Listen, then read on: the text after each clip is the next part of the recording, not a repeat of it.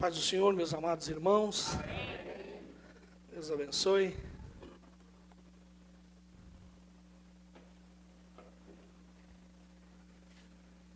Vamos ler o livro do Apocalipse, capítulo 1, versículo 9.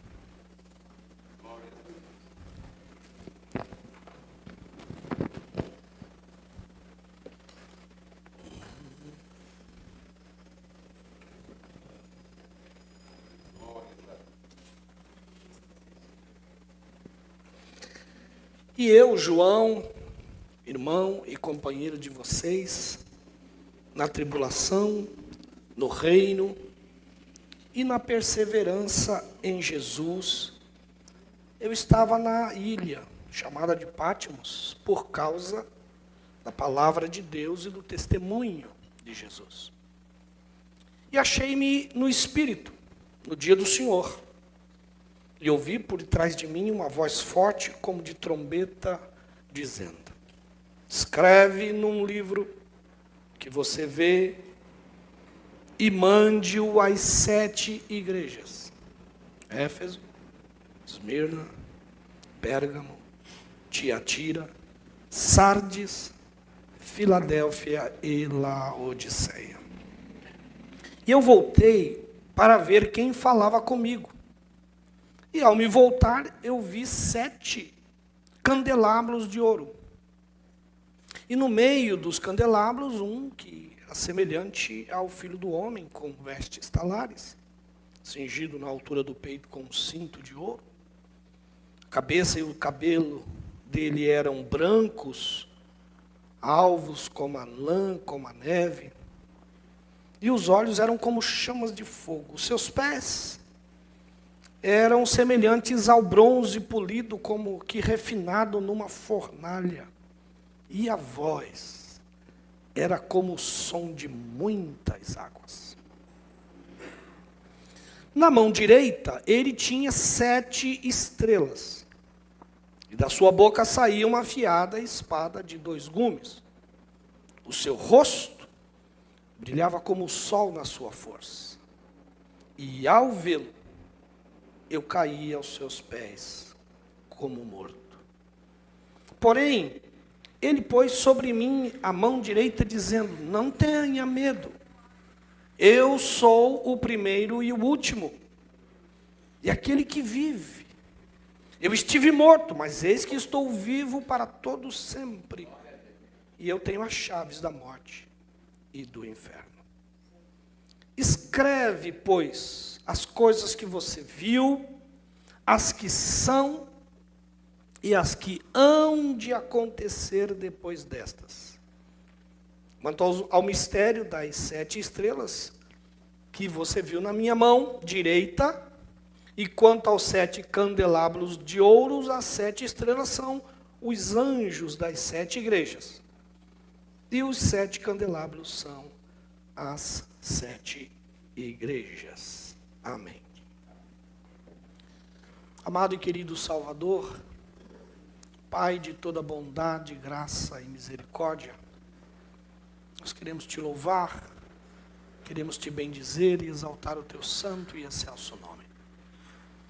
Isso porque nós somos os teus filhos, amados e queridos por ti.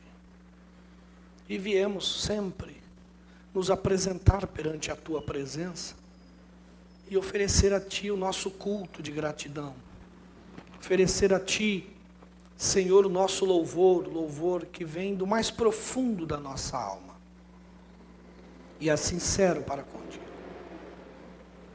Mas em especial, nessa noite, nós viemos também para aprender da tua palavra, com a tua palavra, através da revelação do teu Espírito Santo para conosco, Senhor. Então nos faça compreender, abre as nossas mentes, abre o nosso entendimento, para que possamos ter clareza de tudo aquilo que a tua palavra nos diz. Pedimos isto e oramos, agradecidos no nome de Jesus. Amém. Amém. Graças a Deus. Bom, meus amados irmãos, eu gastei um pouco das minhas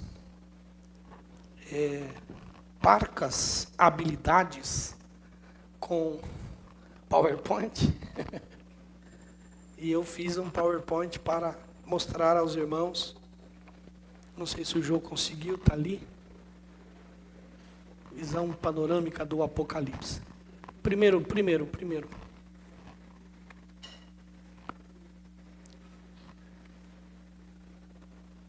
Isso. Então ali, os irmãos lá no fundo tá bem? Eu disse que eu não sou muito bom nesse negócio. Parece que a letra ficou meio pequena, né? Mas eu dei o máximo que podia de tamanho para não estourar fora do quadro, né? Então ali nós temos, você coloca um óculos bom que nem o meu, e vai enxergar. Então ali eu coloquei aquele gráfico onde eu mostro para os irmãos os movimentos panorâmicos do livro, né? Então o primeiro movimento panorâmico vai do capítulo 1 ao capítulo 5, mostra exatamente a entronização de Cristo no céu.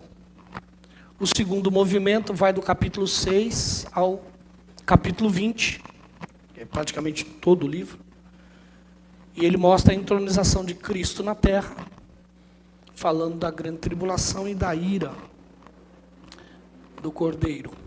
E o terceiro movimento, os versículos 21 e 22, capítulos 21 e 22, que fala da entronização de Cristo na nova criação. Pode passar o próximo. Então esse é o primeiro movimento que está ali, ficou menor ainda a letra, né? É uma prova. E que é os 5 primeiros capítulos que nós vamos detalhar ou falar sobre eles hoje, né? Então nós temos aí nesse primeiro grupo dos 5 primeiros capítulos esta entronização, vamos assim dizer, de Cristo nos céus. Então veja que o João ele está exilado, ele está na ilha de Patmos por uma ordem imperial.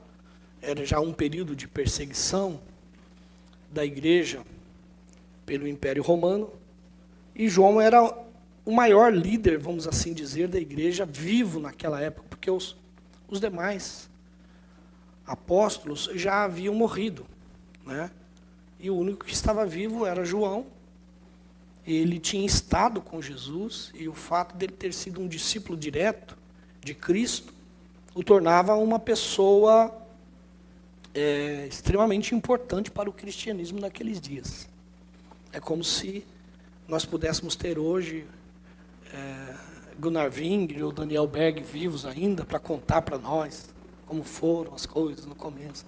Seria com certeza um ícone, né? E esse era João. E então ele foi preso e exilado para esta ilha no Mar Egeu.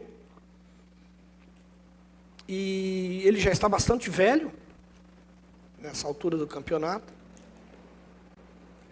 Deve estar aí por volta de uns 80 anos de idade. E lá nesta ilha é que ele tem a revelação. É que ele tem o Apocalipse. E assim, fazia aproximadamente 60 anos o último contato de João com Jesus. Foi quando ele ascendeu aos céus. João estava lá e viu quando ele foi aos céus, e eles não se viram mais. Então já tem por volta de 60 anos, Jesus vai aparecer para João lá na ilha de Patmos e vai começar a mostrar coisas para ele, vai começar a revelar essas coisas para ele. E a primeira visão que ele nos apresenta de Jesus, essa visão meio simbólica,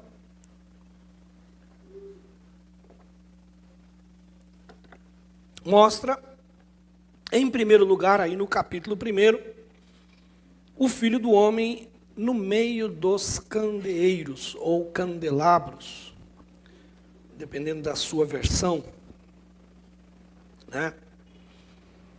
Ou lâmpadas, ou lamparinas, alguma coisa assim, para você entender que eram um tipo de lâmpada, né? A gás, a óleo, que eles tinham naquela época. Então ele tem essa visão, a visão que ele tem de Jesus é uma visão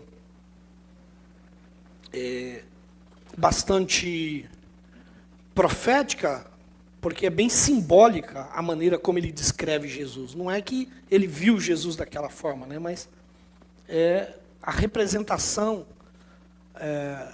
que ele nos passa, né? De como ele vê Jesus agora, depois da sua morte. E a primeira coisa que a gente percebe é que esse Cristo ressurreto não é aquele Cristo morto, né? Aquele semblante de dor, aquela coisa toda, né? Mas aqui a gente vê já um Cristo glorioso, né? E nesta visão, João vê ele entre esses candeeiros. E Jesus diz que aqueles candeeiros, ou candelabros, que eram em número de 7, representavam as 7 igrejas que estavam na Ásia. As 7 igrejas que estavam na Ásia. E essas, hoje é a região da Turquia, né? Dá para você fazer um bom turismo para lá, conhecer essas 7 cidades. E ele vê ele no meio desses candelabros. Literalmente no meio, como se os candelabros estivessem em volta dele, ele no meio dos candelabros. Os candelabros, na palavra, na tradução do sentido dada por Jesus a João, são as igrejas. Você fala, mas eram 7 igrejas, mas elas representavam aquelas 7 igrejas da Ásia. Representavam, talvez, Jesus escolheu as igrejas da Ásia porque João era pastor de uma delas, né? João pastoreava na região da Ásia, talvez até administrasse aquelas outras 6 igrejas, mas ele era pastor na igreja de Éfeso. Então, a representação é de um Cristo que está no meio das igrejas. O que ele está querendo mostrar para João é que ele está vivo. Ele vai dizer isso para João: estive morto, mas já estou vivo, estou aqui, e eu estou no meio da igreja. Essa é a visão que João tem. Então, é importante a gente observar que ele faz uma representação de uma igreja exatamente com um candeeiro, com uma lamparina. Porque a lamparina, o que tem de função dela, ou o que é funcional nela, é exatamente a luz, o ato de iluminar. E o que esse significado tem é que a igreja, ela é a luz do mundo. Cristo nos deixou aqui para sermos a luz deste mundo, né? A luz do mundo, como ele já havia dito aos seus discípulos. Então ele vê um Cristo que é exaltado, que está no meio da igreja, e esta igreja tem que ser esta luz de Jesus para o mundo. Ou seja, Cristo está sendo ou será visto através da igreja. Então, esse é o tópico lá. Cristo, ele está no céu, mas ele opera na terra através da igreja. Através da igreja. Esse é o sentido aí desta visão que ele tem do Cristo exaltado no capítulo 1. Significa que ninguém vai poder ver a glória de Jesus senão por meio da igreja que está aqui. Essa é a nossa grande responsabilidade. Mostrar ao mundo a glória de Jesus, não a nossa glória. Não a nossa glória. Não tem nada a ver com o assunto, mas parece que o que mais a gente procura mostrar é a nossa glória.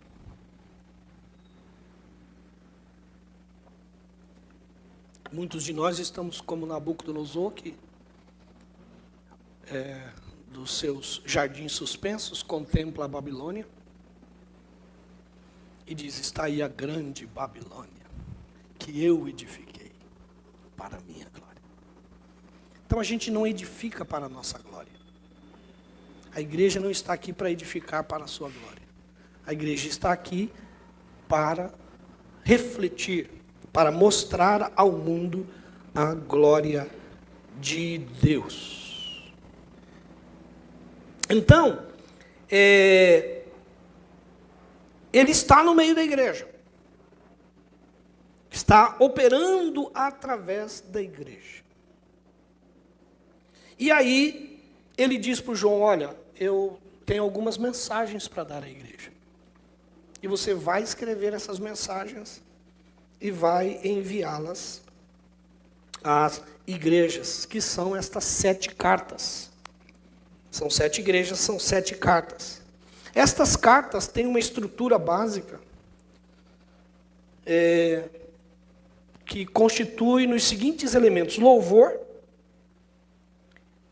né, instrução, exortação e correção.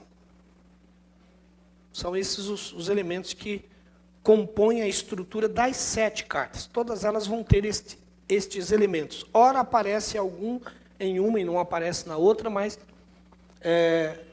pegando a estrutura básica das 7, elas vão estar tratando desse assunto. Louvor, instrução, exortação e correção. Estas cartas são para as igrejas de Cristo na terra. E isto mostra que a igreja está funcionando na terra. Senão não havia motivos para ele escrever a esta igreja, exortando elas, ou seja, animando elas a fazerem o trabalho, e também, às vezes, até corrigindo algumas rotas, alguns percursos que estão errados. E estas cartas, elas são, na verdade,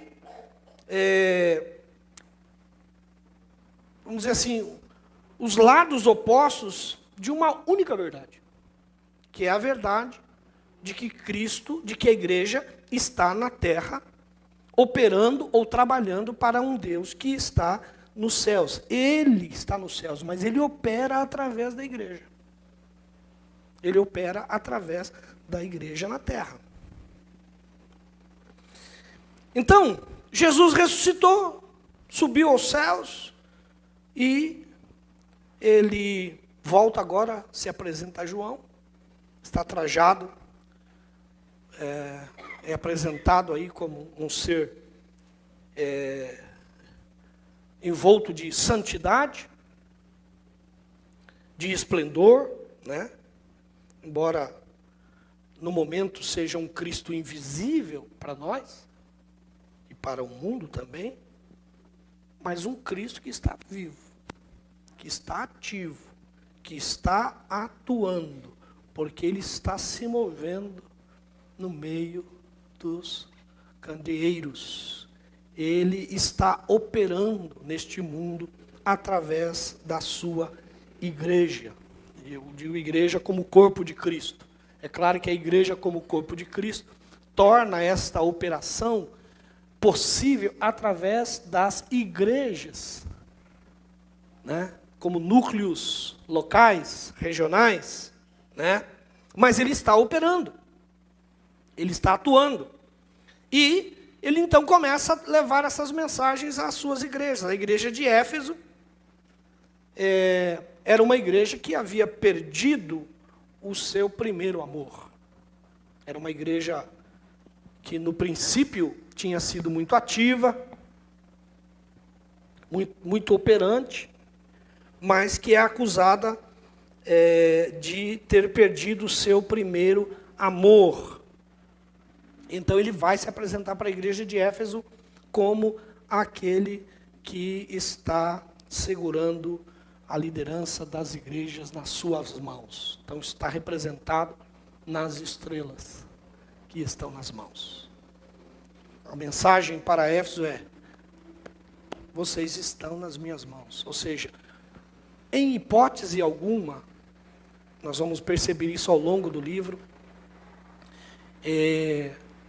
Deus perde o controle de alguma coisa. O Apocalipse tem esta mensagem muito forte. Tudo está no controle deles. Ele está com os pastores nas suas mãos, com os líderes da igreja nas suas mãos. Para a igreja de Esmirna, que estava passando por sofrimento, por perseguições e até por morte, porque eles enfrentaram lá um martírio, Jesus disse assim: morreu alguém aí? Eu também morri, mas estou vivo.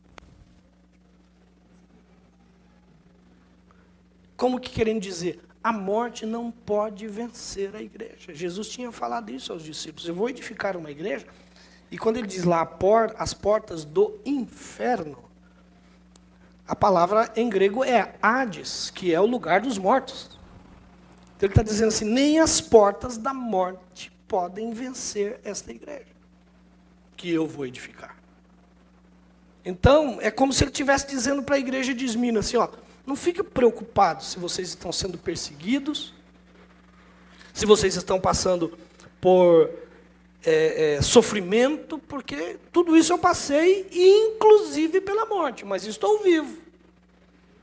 Ou seja, se eu venci a morte, não é vocês que vão ser derrotados por ela. Ele venceu a morte exatamente para nos garantir a vitória sobre a morte também. Para a igreja de Pérgamo, isso tudo está na visão que João tem desse Cristo glorificado, né? Para a igreja de Pérgamo, que estava se misturando com o mundo e estava de uma certa forma perdendo aí o seu senso de verdade, Jesus se apresenta como aquele que tem uma espada afiada de 2 gumes. Né? Assim que João viu, sua boca saía uma espada afiada de 2 gumes, que separa a verdade do engano. Que separa a verdade do engano. Então, essa era uma igreja que estava na balança dessa mistura de verdade e engano. E então, Jesus se apresenta para João e diz para Pérgamo que eu tenho uma espada afiada de 2 gumes, que existe para definir bem o que é verdade e o que é engano.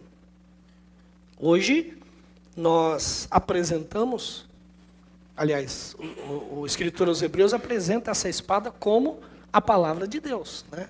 Ele escreve disso. A palavra de Deus é como uma espada afiada de 2 gumes, que penetra na divisão das juntas e medulas e discerne todas as coisas. Essa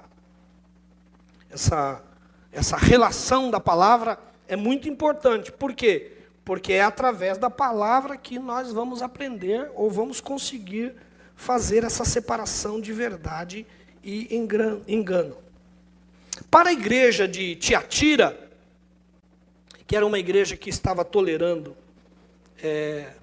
impurezas, caindo na imoralidade, ele vai se apresentar como aquele que tem olhos como chama de fogo, que sonda tudo, que conhece tudo. Então, ele está dizendo: eu sei tudo o que acontece no meio da igreja. Não há nada que o Senhor Jesus não saiba. Porque Porque ele está ali, ele está no meio da igreja, ele está agindo através dessa igreja. E é uma expressão muito comum nas cartas, é exatamente essa: eu conheço as tuas obras. Essa é a visão acurada, essa é a visão, os olhos como de fogo, né? Como chama de fogo, é os olhos que veem tudo, essa característica da divindade que nós chamamos de onisciência, saber todas as coisas. É engraçado que Deus sabe até o que poderia acontecer, não aconteceu, mas poderia acontecer, Deus sabe.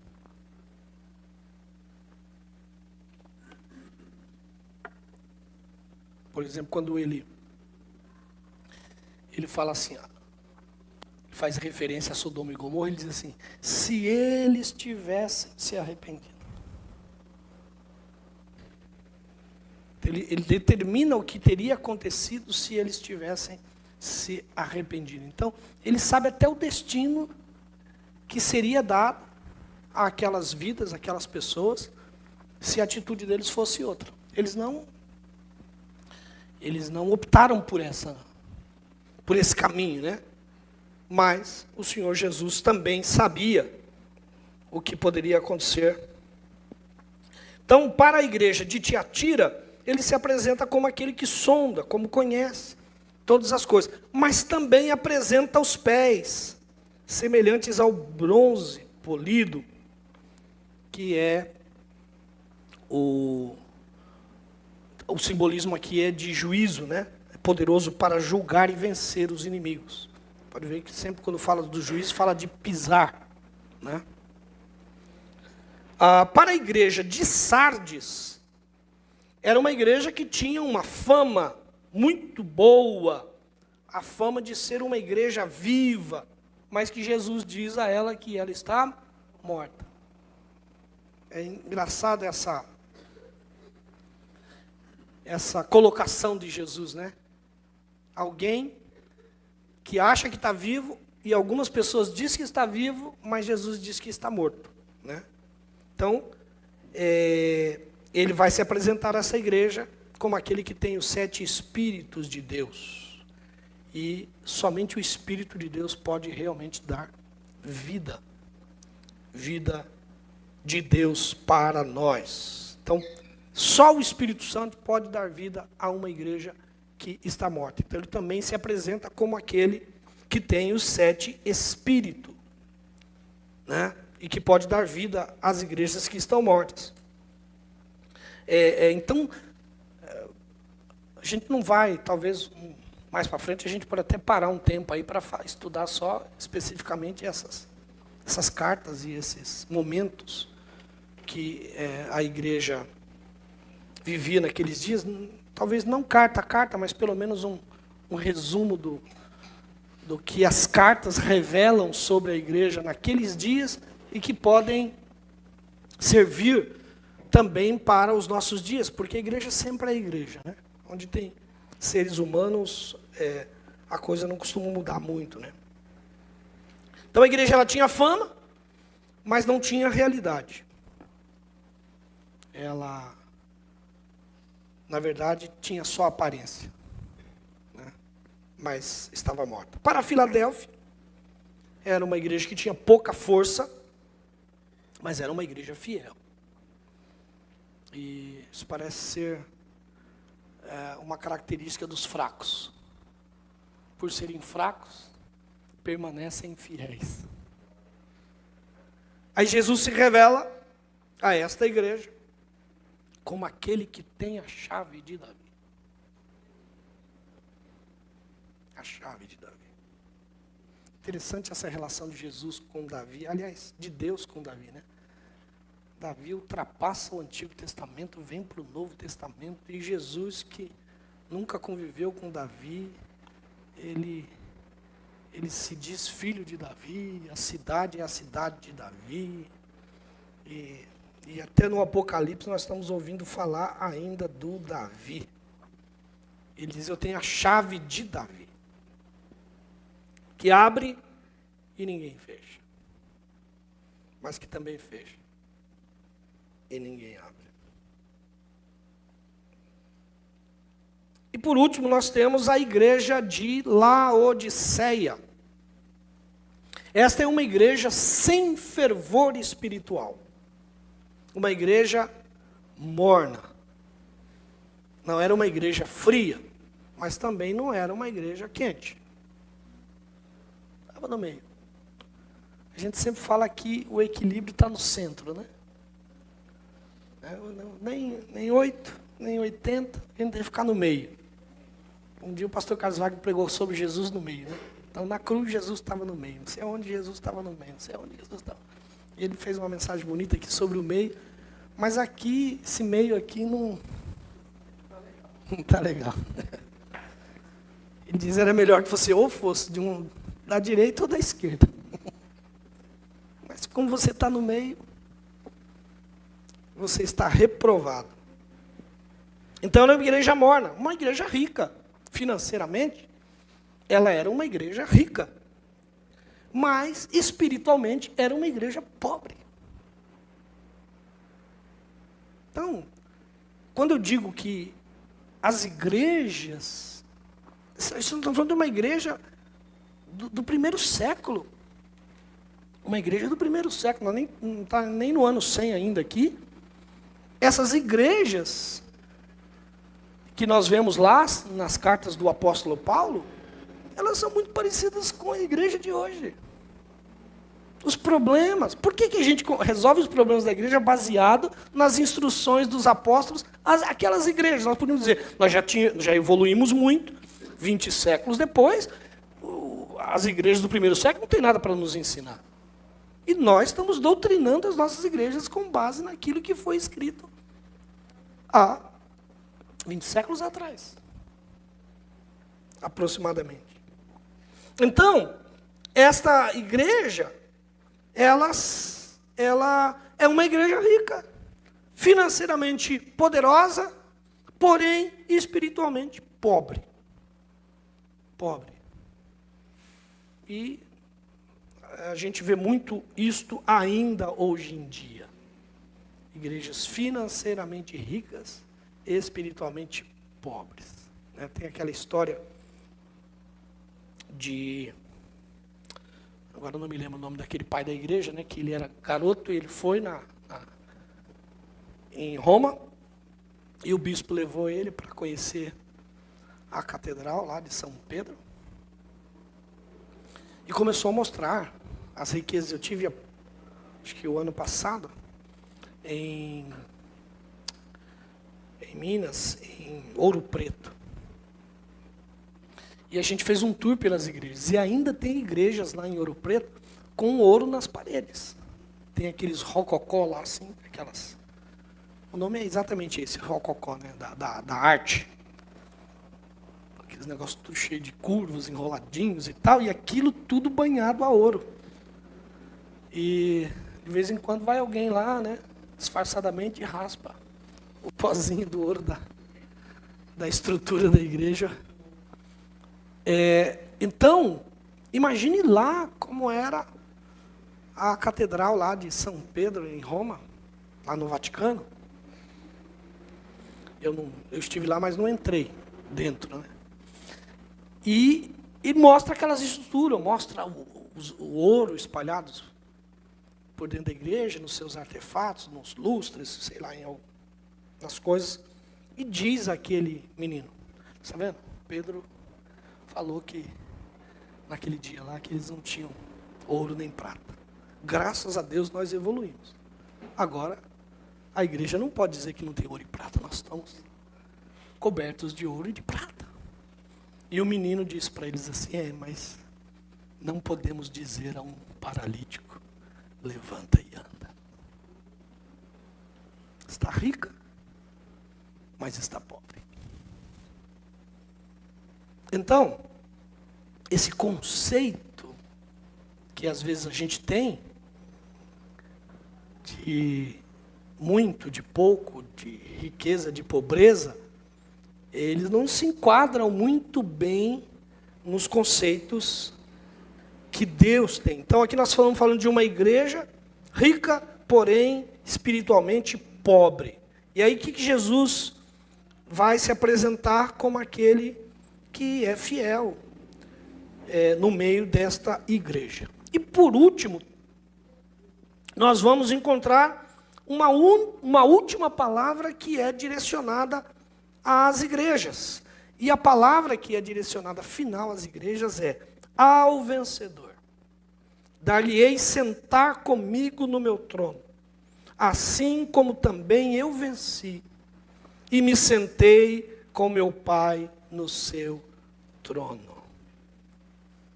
Esse é o projeto de Deus. Esse é o projeto de Deus para a sua igreja. Ele quer nos elevar a um patamar que hoje ele vive juntamente com o Pai. É como se nós fôssemos ocupar, como se ele fosse dividir o trono dele conosco. Não um trono, lugar de sentar, mas as realidades que esse trono apresenta, E então o Senhor abre a porta para a visão desse trono. É exatamente o que João vai ver depois. Ele fala para a igreja assim: olha, eu estou assentado no trono. Está pitando? Eu estou assentado no trono e eu quero trazer vocês para estarem comigo aqui. E a visão de João, a primeira coisa que ele vai ver agora, em termos de visão, é exatamente o trono. É exatamente o trono que é descrito aí no capítulo de número 4. Então, no capítulo número 1, Cristo no céu operando através da igreja na terra. 2 e 3, a igreja na terra funcionando por Cristo que está nos céus. No capítulo 4, o trono celestial e a adoração. Então ele vai levar a João a ver. João viu ele, agora vai ver onde ele está e de que forma ele está no seu lugar de suprema autoridade. Então, algumas coisas nós temos que destacar aqui nesse texto. Em primeiro lugar, João viu um trono no céu. Versículo 2 do capítulo 4. E trono é o lugar de quê? De honra. É o lugar de autoridade. Lugar também de julgamento. Quando o Apocalipse falar lá no final sobre julgamento, vai falar de trono também. Que quem está julgando está sentado no trono. Então, ele agora é elevado e ele tem esta visão celestial do Cristo assentado no trono. Acho que é bom a gente dar uma lida no texto, Só para...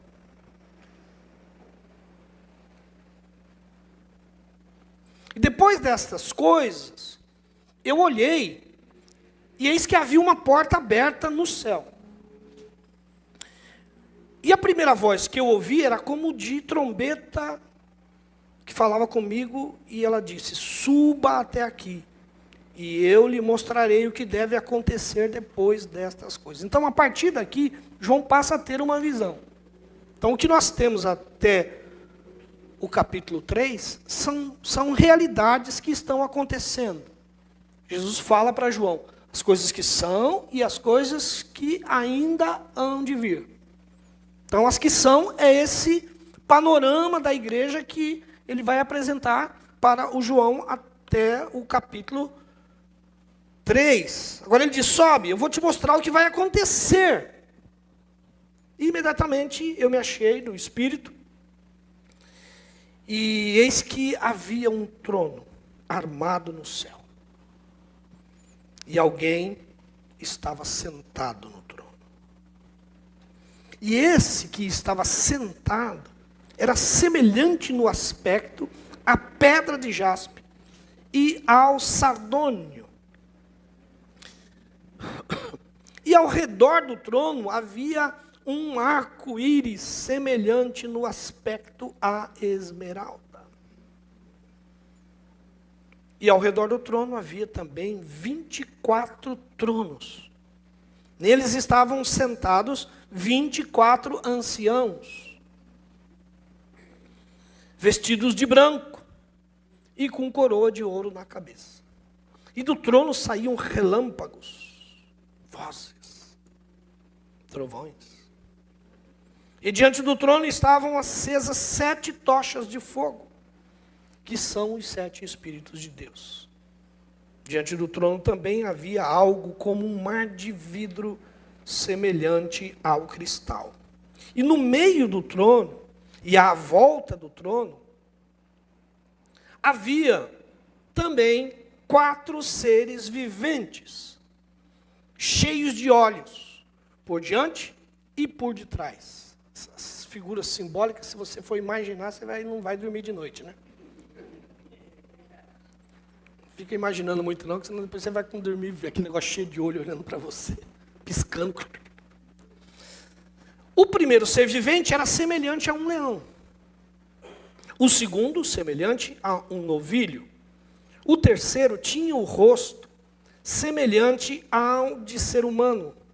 E o quarto ser vivente era semelhante à águia quando está voando.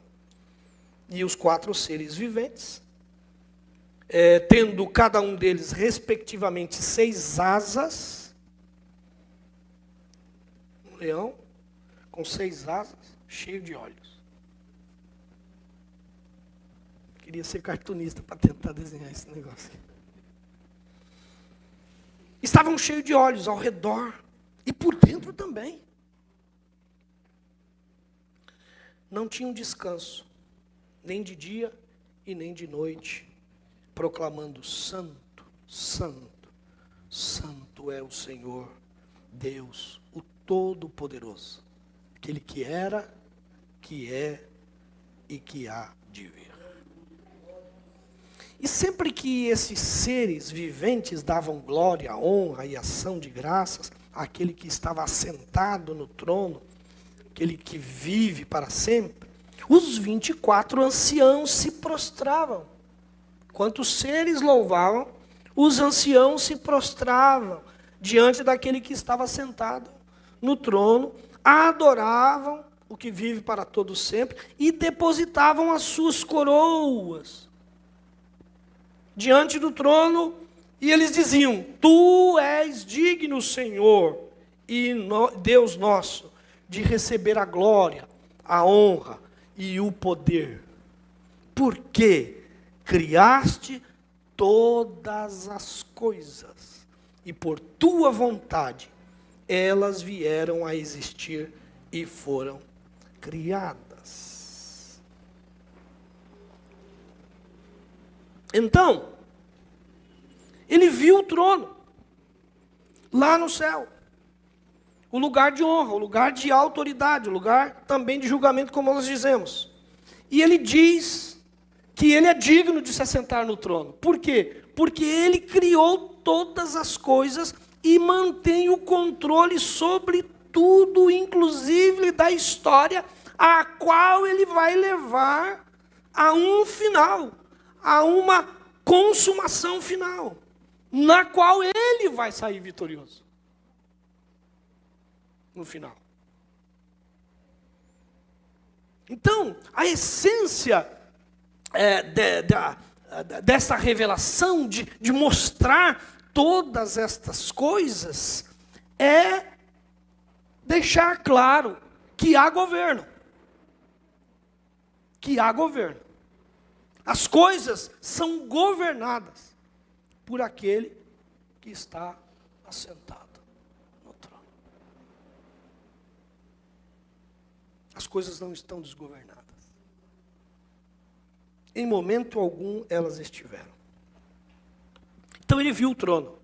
O trono tem essa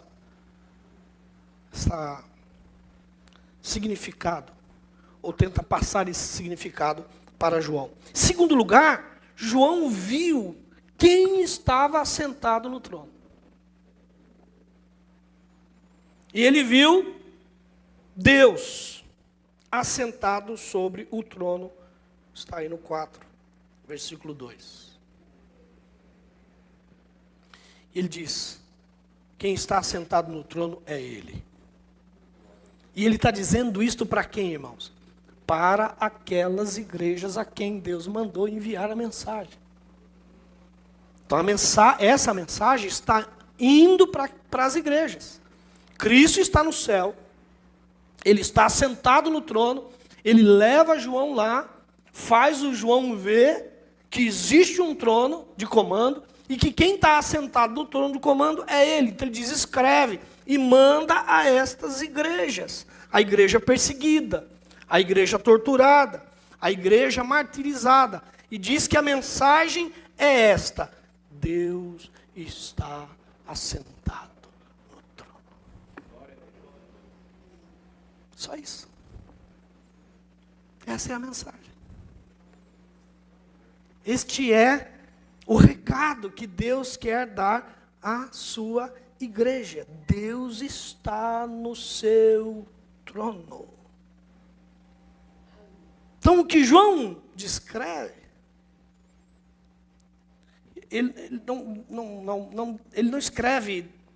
não descreve Deus como, assim, em imagens físicas, né? Mas ele descreve, não, porque assim, a ideia, você consegue colocar isso, ele não quer descrever Deus, mas ele quer descrever a glória de Deus, o fulgor de Deus. Então ele vai dizer que ele olhou para o trono e ele começa a descrever o que ele vê no trono em termos de pedra preciosa. Não é isso que nós lemos?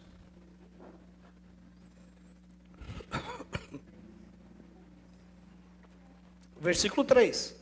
E este que estava sentado era semelhante no aspecto à pedra de jaspe e ao sardônio. Então veja que ele quer descrever não a pessoa em si, mas o fulgor dela, a glória dela.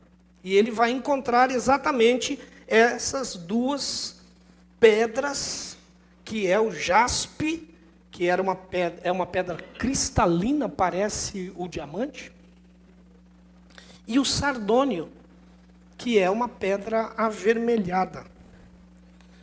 Então João vê essa descrição, talvez falando aí da santidade de Deus, mas também da sua justiça, né? Do seu poder em julgar todas as coisas. E ele diz que ao redor do trono também há 20 outros 4 tronos. E nesses tronos, 24 presbíteros. Alguém é presbítero aí? Aleluia. Aleluia. Eu nem vou consagrar mais você a pastor, porque você... não tem pastor no Apocalipse, tem? Não tem, né? Só presbítero. Então, ele viu que a palavra ancião, a tradução da palavra ancião, no grego presbítero, né? Alguém que tinha autoridade para até mesmo julgar as causas entre o povo. Então, João vê assentado nesses tronos 24 anciãos. Se eles estão assentados é porque eles têm a autoridade. A autoridade. Jesus promete isso à igreja, de nos fazer reis e sacerdotes. Então, eles estão centrados em tronos e eles têm autoridade e poder. Então, esses 24 anciãos, o número não é 24 por acaso, porque eles representam a totalidade do que vai se tornar a igreja. 12 vão representar as tribos de Israel e 12 os apóstolos do Novo Testamento. Então nós temos ali a reunião de Antigo e Novo Testamento. Todo o período da história e do povo de Deus, representado na figura daqueles 24 anciãos. A igreja está ali, em volta do trono. A igreja tem honra. A igreja tem autoridade, porque está assentada nos tronos. Então a igreja, ela não apenas vai fazer o papel de anunciar o plano e o projeto da salvação, mas ela também vai reinar com Cristo. Vai chegar o momento que a igreja vai reinar com Ele. Esta é a visão que João está tendo quando ele sobe lá para os céus. Então, irmãos, esse capítulo 4, ele tem como prerrogativa nos mostrar, que está aí no nosso gráfico, o lugar de suprema autoridade. Ele vê Jesus, já não é o mesmo Jesus que subiu, é um Jesus glorioso. Os aspectos da imagem que ele fala de Jesus apresenta já a glória desse Cristo. E agora ele fala assim, vem aqui e veja onde eu estou. João não sabe de nada disso. Ele soube que Jesus morreu, subiu, e aí? O que aconteceu depois? Alguns tiveram algumas visões, né? O Estevão viu Jesus assentado no trono.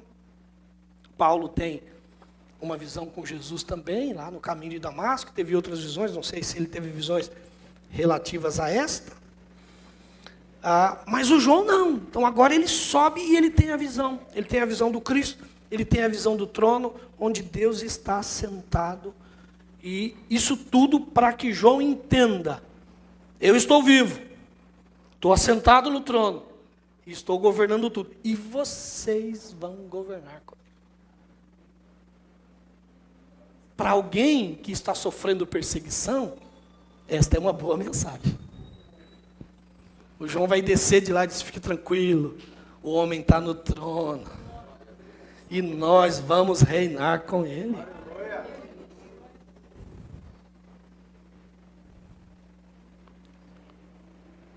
E aí nós vamos para o último capítulo, que é o capítulo 5.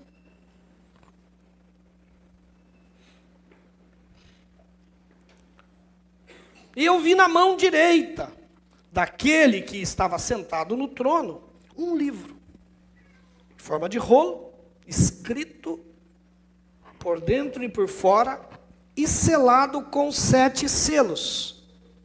E vi também um anjo forte que proclamava com voz forte, quem é digno de quebrar os selos e abrir o livro? Ora, nem no céu, nem sobre a terra, nem debaixo da terra, ninguém podia abrir o livro, nem mesmo olhar para ele. E eu chorava muito, porque ninguém foi achado digno de abrir o livro, e nem sequer olhar para ele. Então, um dos anciãos me disse, não chora, não chore. Eis que o leão da tribo de Judá, a raiz de quem? De Davi. Ele venceu. Para quebrar os 7 selos. E abrir o livro. Então vi no meio do trono e dos 4 seres viventes. E entre os anciãos em pé, um cordeiro que parecia que tinha sido morto. Provavelmente tinha sinais de uma ferida mortal. Talvez como se matava era cortando, né, a jugular. Então, provavelmente tinha uma ferida aqui. Ele tinha 7 chifres, bem como 7 olhos, que são os 7 Espíritos de Deus enviados por toda a terra. E o cordeiro pegou o livro na mão direita daquele que estava sentado no trono. E quando ele pegou o livro, os 4 seres viventes, os 24 anciãos se prostraram diante do cordeiro, tendo cada um deles uma harpa e a taça de ouro cheia de incenso, que são as orações dos santos, e cantavam um cântico novo, dizendo, digno és de pegar o livro e de quebrar os selos, porque foste morto, e com o teu sangue comprastes para Deus os que procedem de toda a tribo, língua, povo e nação. E para o nosso Deus os constituístes reis e sacerdotes, e eles reinarão sobre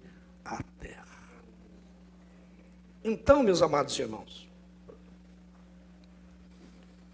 agora é o capítulo do Cordeiro, do livro selado com 7 selos.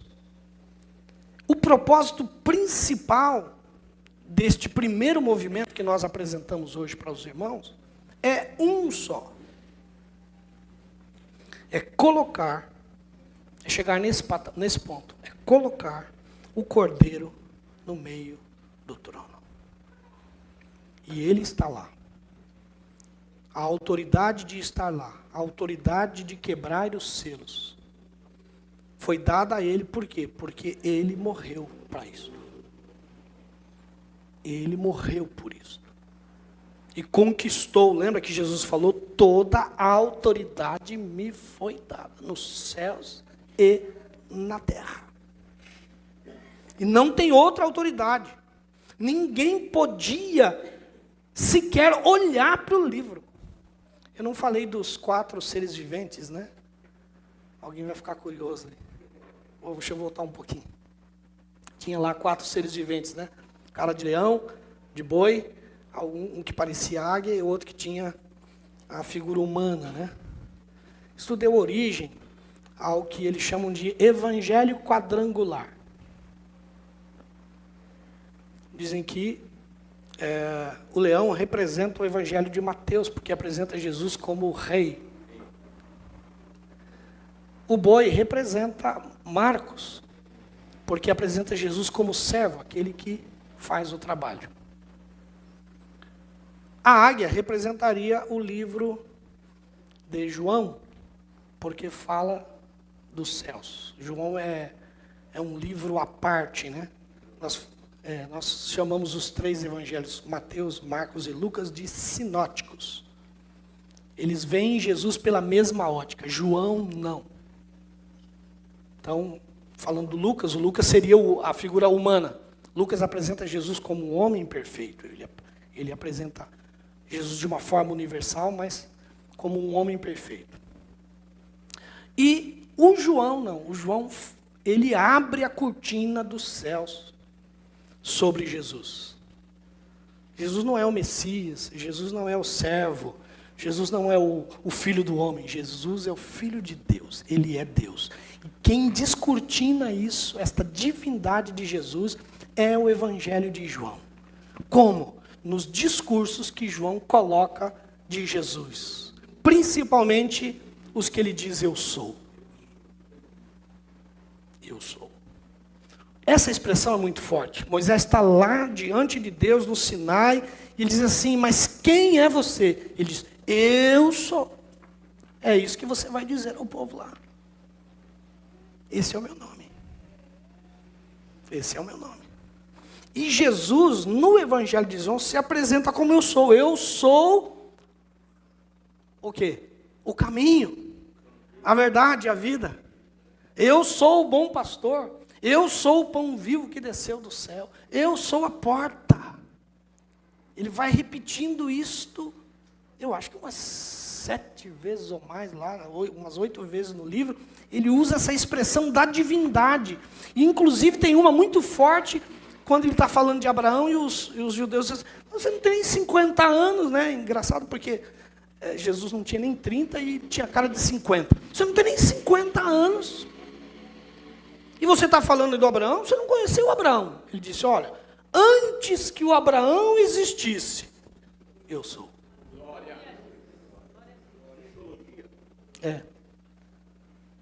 Então alguns acham que esses animais representam os 4 evangelhos, ou o evangelho quadrangular.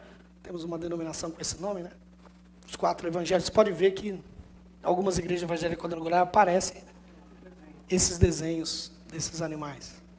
Mas, na verdade, estes animais, eles estão aqui representando a criação de Deus. O leão representa todos os animais selvagens. O boi, os animais domésticos. A águia, todos os animais que voam, as aves. E o homem, o restante da criação de Deus. E eles estão lá, adorando aquele que está sentado Toda a criação adora a Deus. A igreja adora a Deus. Mas a criação também adora a Deus. Então o primeiro movimento chega assim no seu ponto alto. Cristo, o Cordeiro, está lá na sala de controle. Vamos dizer assim, o salão oval do céu, né?